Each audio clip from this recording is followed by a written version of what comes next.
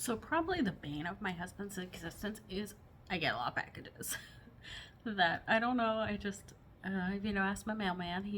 Says I get the most packages on the street.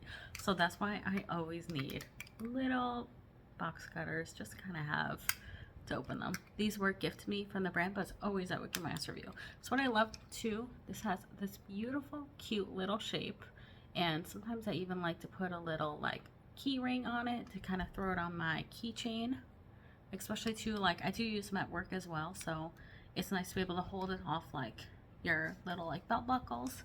What I love too, all you need to do to use it is to push up here and they get this nice sharp box cover. When you're not using it, it's spring action, so it goes down.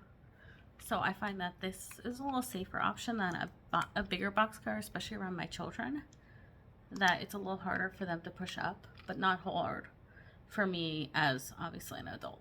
So I find that these are super sharp. I'll just show you that even it cuts through this plastic really well. Yeah, it cuts through super well, super sharp, super handy to have.